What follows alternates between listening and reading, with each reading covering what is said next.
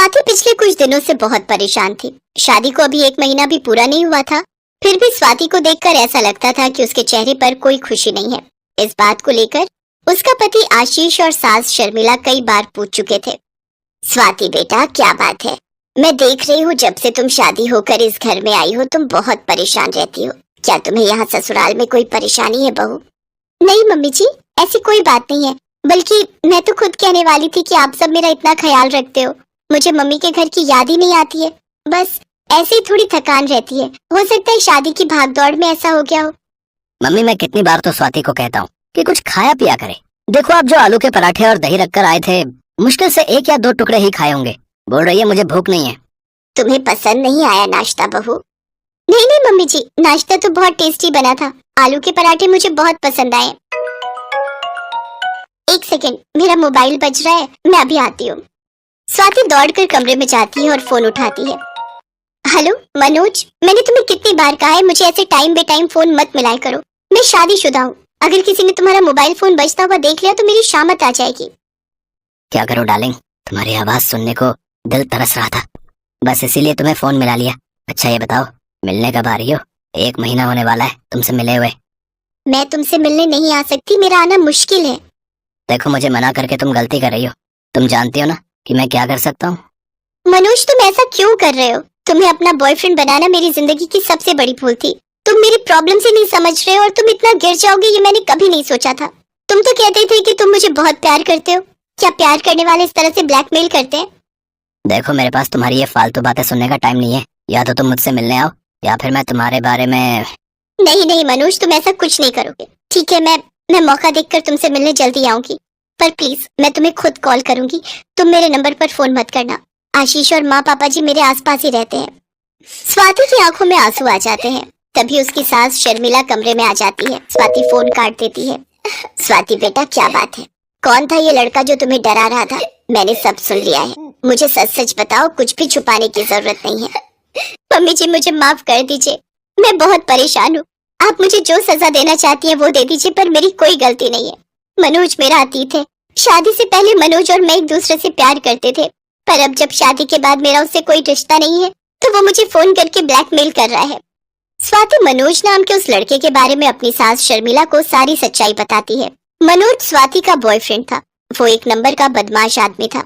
वो आए दिन लड़कियों को फंसाता रहता था, इसलिए स्वाति ने मनोज का साथ छोड़ दिया और अपने पापा को आशीष के लिए हाँ कह दी। पर अब शादी के बाद मनोज स्वाति को ब्लैकमेल कर रहा था, जिस वजह से स्वाति बहुत परेशान थी।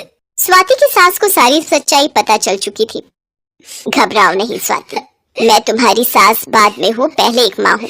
हम दोनों मिलकर उस मनोज को सबक सिखाएंगे और तुम डरो नहीं। मैं तुम्हारे और आशीष के रिश्ते पर बिल्कुल भी आंच नहीं आने दूंगी। पर मम्मी जी, मनोज बहुत चालाक लड़का है। अरे उसकी चालाकी मुझे निकालनी आती है। मैंने ऐसे बहुत से लड़कों को कॉलेज टाइम में ठीक किया है, पर मुझे आशीष और तुम्हारे पापा जी से ये बात छुपानी होगी। बस तुम देखती जाओ कि मैं क्या करती हूँ। मुझे मनोज का नंबर दो। ये लीजिए मम्मी जी। घंटी जा रही है, उठा लिया। हेलो, अगर मैंने सही नंबर मिलाया है तो क्या आप मनोज बोल रहे हैं? हाँ, नंबर तो आपने बिल्कुल सही मिलाया है। मैं मनोज बोल रहा हूँ, पर आप कौन? मेरा नाम रीटा है। मैंने सोशल मीडिया पर आपको देखा था, वहाँ प्रोफाइल पर आपने अपना कांटेक्ट नंबर भी डाला हुआ था। सच कहूँ तो मैं तो आपकी पिक देखते ही आपको अपना दिल दे बैठी थी। आपको फोन किए बिना मैं रह ही नहीं पाई। आपको मेरी बातों का बुरा तो नहीं लगा? नहीं, मुझे आपकी बातों का बुरा नहीं लगा। मैनेजर अंकल, मैंने आपको कहा तो है, आप 20 लाख का चेक काट लीजिए, मैं साइन कर दूंगी। बाकी पापा ऑस्ट्रेलिया से आएंगे तब आप उनसे बात कर लीजिएगा। अभी मैं फोन पर बिजी हूँ, आप थोड़ी देर बाद आना। मनोज से इस तरह झूठी बातें करते शर्मिला स्वाति को आंख मारती है। अब तक स्वाति सब कुछ समझ गई थी। शर्मिला एक पैसे वाली लड़की बनकर मनोज से बातें कर रही थी। शर्मिला से बात करने के चक्कर में मनोज ने अब स्वाति को भी फोन करना बंद कर दिया। इससे स्वाति को थोड़ी तसल्ली हो गई थी। डार्लिंग, हम कब तक फोन पर बातें करते रहेंगे? एक बार तो मिलने आ जाओ। अब तो मैं तुम्हारा बॉयफ्रेंड बन चुका हूँ, मैं तुम्हें देखना चाहता हूँ। ओ बेबी, मैं भी तुमसे मिलने के लिए बहुत तड़प रही हूँ, पर क्या करूँ, पापा भी ऑस्ट्रेलिया से आए नहीं है। यहाँ ऑफिस में बहुत काम है, करोड़ों की डील फाइनल करनी है आज मुझे। अच्छा ठीक है, मैं तुमसे कल शाम को 6 बजे मिलती हूँ। एक काम करती हूँ, मैं तुम्हारे घर आ जाऊंगी, वो ठीक रहेगा? हाँ बिल्कुल, मैं तुम्हें अभी अपने घर का एड्रेस भेजता हूँ। मैं तुम्हारा बेसब्री से इंतजार करूंगा जाने मन। मनोज पूरी तरह से शर्मिला के जाल में फंस चुका था। अपनी सास की ऐसी एक्टिंग देखकर स्वाति भी हैरान थी। स्वाति बेटा, अब एक आखिरी दाव और खेलना है। कल तुम ठीक 5:30 बजे मनोज के घर पहुंच जाना और उसके बाद मैं तुम्हें सब समझा देती हूँ तुम्हें क्या करना है। मम्मी जी, आज के जमाने में कौन सास अपनी बहू की ऐसे मदद करती है? आप मेरे लिए जो कर रहे हो ये कोई भी नहीं करता। स्वाति बेटा, मैं जानती हूँ कि तुम गलत नहीं हो, इसलिए मैं तुम्हारी मदद कर रही हूँ। मैं नहीं चाहती कि मनोज के कारण तुम्हारी बदनामी हो। तुम मेरी बेटी हो और बेटी के लिए माँ नहीं करेगी तो और कौन करेगा। स्वाति की आंखों में आंसू आ जाते हैं और वो अपनी सास के गले लग जाती है। अगले दिन स्वाति 5:30 बजे मनोज के घर पहुंच जाती है, पर मनोज शर्मिला यानी रीटा के आने का वेट कर रहा था। स्वाति, मेरी एक फ्रेंड आने वाली है। मैं नहीं चाहता कि वो तुम्हें यहाँ देखे। प्लीज यहाँ से चली जाओ। अरे, तुम ही तो मुझे कहते थे मिल लो, आ जाओ, उदास हो रहा हूँ। अब मैं आ गई हूँ तो मुझे जाने के लिए कह रहे हो? ऐसे थोड़ी होता है। अब मैं आई हूँ तो आराम से बैठूंगी। मैं भी तो देखूं तुम्हारी नई गर्लफ्रेंड कौन है। साफ साफ बोलो तुम्हें क्या चाहिए और यहाँ से चली जाओ। तुम मेरी सारी फोटोज वीडियोस अपने फोन से डिलीट कर दो, मैं यहाँ से चली जाऊंगी। ठीक है, मैं सब कुछ डिलीट कर रहा हूँ, फिर तुम एक सेकंड भी यहाँ नहीं रुकोगी। ये देखो, मैंने सब कुछ डिलीट कर दिया। अब यहाँ से जाओ। हाँ हाँ, जा रही हूँ, परेशान मत हो। मनोज अपने फोन से स्वाति के सारे पुराने फोटोज और वीडियोस सब कुछ डिलीट कर देता है। स्वाति चैन की सांस लेती है और वहाँ से घर आ जाती है।